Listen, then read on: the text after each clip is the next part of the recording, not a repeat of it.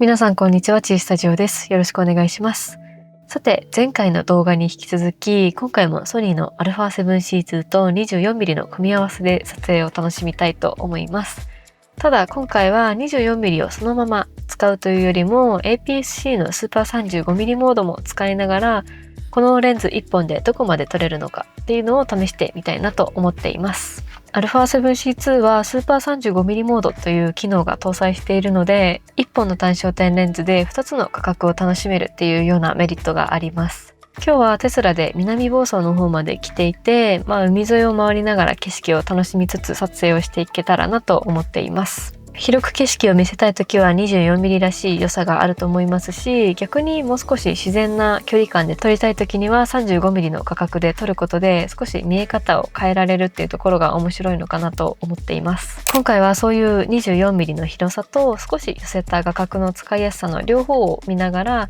実際にどういう場面で使い分けたくなるのか、Vlog っぽく撮影しながらお話ししていけたらなと思います。一応今日は沖ノ島の方まで行こうかなと思っているので、海とか岩場のある景色の中でこの組み合わせがどんな風に使えるのかっていうところも見ていけたらなと思っています。沖ノ島は砂浜と岩場が混ざっていて、結構自然も多い場所みたいなので、こういった撮影では結構広角寄りの画角合うんじゃないかなという風に思っています。24mm くらいの画角が好きな方はもちろん、あとは 35mm くらいの画角が好きな方にも一つの使い方として参考になる部分があるんじゃないかなと思いますので、ぜひ最後までお楽しみください。このチャンネルではカメラのある暮らしをちょっと素敵にをコンセプトに機材レビューや作例紹介、あとは 3D プリンターを活用したものづくりについても発信しています。現在 YouTube のチャンネル登録者1万人を目指して頑張っておりますので、ぜひ登録いただけると励みになります。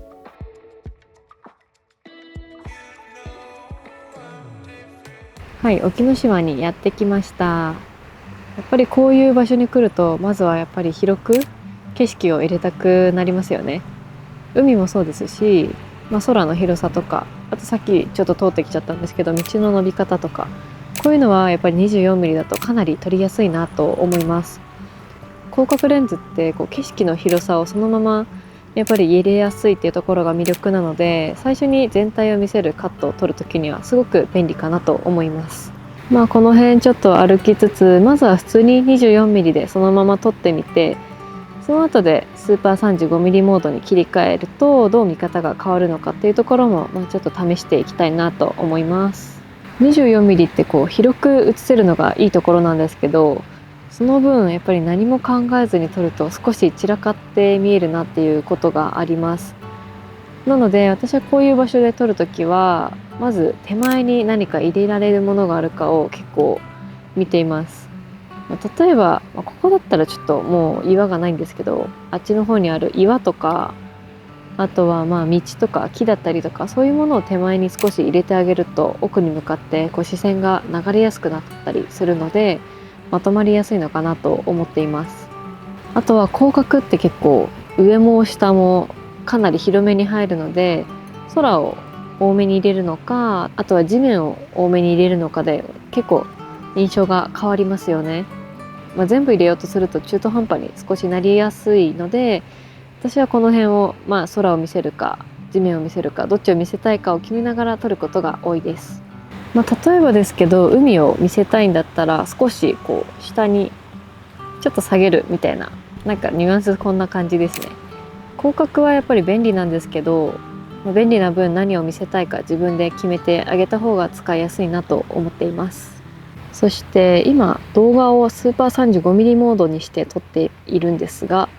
今度は写真もスーパー 35mm モードを使って撮影をしてみます。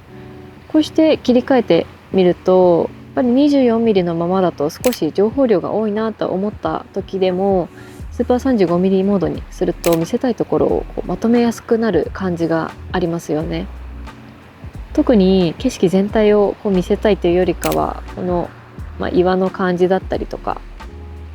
あとはこの道の流れを撮りたいとか、そういう時には少し主題をはっきりさせたい時にはこっちの方がやっぱり使いやすいのかなというふうに思います。24mm のままだと広さはしっかりと出てはくれるんですけど、その分どこを見る写真なのかが少し弱くなる時もあるので、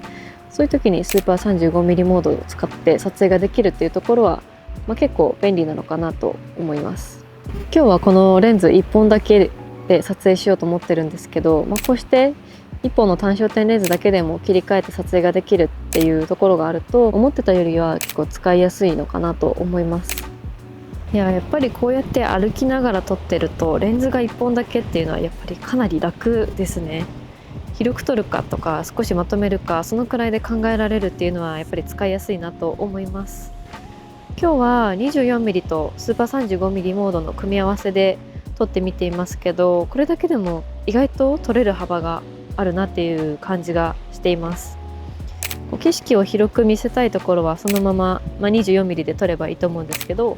少し整理したい時だけスーパー 35mm モードにして撮影するっていう流れで撮影ができると、初心者の方でもかなりすっきりとした構造を作りやすいんじゃないかなと思います。